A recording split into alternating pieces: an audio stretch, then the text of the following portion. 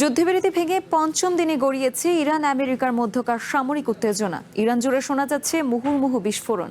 পাল্টা জবাবে মধ্যপ্রাচ্যের বিভিন্ন দেশে থাকা আমেরিকার ঘাঁটি ও অবকাঠামো লক্ষ্য করে হামলা জারি রেখেছে তেহরান। এদিকে ইরান চাইলে আমেরিকার প্রেসিডেন্ট ডোনাল্ড ট্রাম্পকে হোয়াইট হাউসের ভেতরে হামলা চালিয়ে হত্যা করতে পারে, এমন মন্তব্য করেছেন আইআরজিসির সাবেক এক শীর্ষ কমান্ডার। ইরান আমেরিকার মধ্যে এখনো চলছে হামলা পাল্টা হামলা। মঙ্গলবার ইরানের বন্দর আব্বাসের পশ্চিমাঞ্চলে অন্তত 5টি বিস্ফোরণের শব্দ শোনা গেছে বলে জানায় রাশীয় টেলিভিশন। এছাড়া দক্ষিণে বুশেহর শহরের অন্তত 4টি স্থানেও বিস্ফোরণের শব্দ শোনা গেছে। এর আগে মঙ্গলবার সকালে আমেরিকার হামলায় ইরানের হরমুজগান প্রদেশে একই পরিবারের 3 সদস্য নিহত হয়েছে।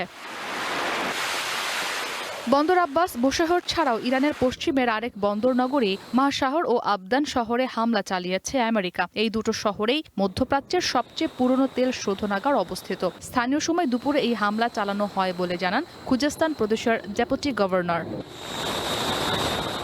এদিকে আমেরিকার আগ্রাসনের মাধ্যমে হরমুজ কখনোই খুলবে না জানিয়ে আবারও হুঁশিয়ারি দিয়েছে ইরানের সেনাবাহিনী। তাসনিম নিউজের বরাতে দেশটির সেনাবাহিনীর মুখপাত্র ব্রিগেডিয়ার জেনারেল মোহাম্মদ আকরামিনিয়া জানান, এই গুরুত্বপূর্ণ জলপথের ব্যাপারে দেশের সশস্ত্র বাহিনী কোনো ছাড় দেবে না। বলেন, ইরানি জনগণের অধিকারকে সম্মান করাই হরমুজ প্রণালী চালুর একমাত্র উপায়।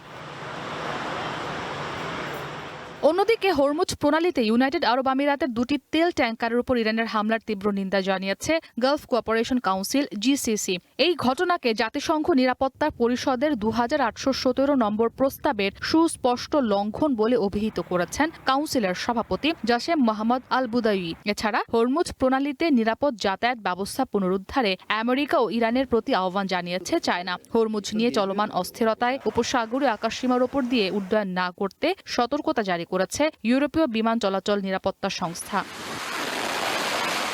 এদিকে আইআরজিসিকে ব্রিটেনের নিরাপত্তা হুমকি হিসেবে বিবেচনা করায় নিন্দা জানিয়েছে ইরান। এই পদক্ষেপকে অযৌক্তিক এবং দায়িত্বজ্ঞানহীন বলে মন্তব্য করেছে দেশটির পররাষ্ট্র মন্ত্রণালয়।